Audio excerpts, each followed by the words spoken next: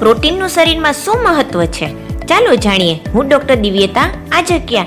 Protein એ આપણા શરીરમાં પેશીઓની મરમત અને નિર્માણનું કામ કરે છે, તેમજ શરીરને ઉર્જા પ્રદાન કરે છે, મૃત કોષોને દૂર કરી નવા કોષોનું રિપેર અને બનાવવામાં મદદ કરે છે.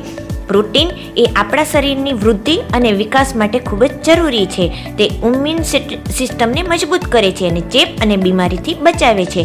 તે ચરબી ઘટાડવામાં મદદ કરે છે અને વજન નિયંત્રણ રાખે છે. તે શરીરમાં એન્ઝાઇમ અને અંતઃસ્ત્રાવ બનાવે છે. તે શરીરના મહત્વના કાર્ય લોહી, ઓક્સિજન, પોષક તત્વોનું વહન કરે છે. પ્રોટીનની જો શરીરમાં કમી હોય તો પેશીઓ નબળી પડે છે, વાળ ખરે છે, ત્વચા રોગ, થાક અને નબળાઈ અને ઇમ્યુનિટી ઘટે છે અને વૃદ્ધિમાં બાળકોમાં ઘટાડો થાય છે. પ્રોટીનના મુખ્ય સ્ત્રોત છે કઠોળ, પનીર, બદામ, દૂધ અને માંસાહારી સ્ત્રોત ઈંડા, ચિકન અને માછલી.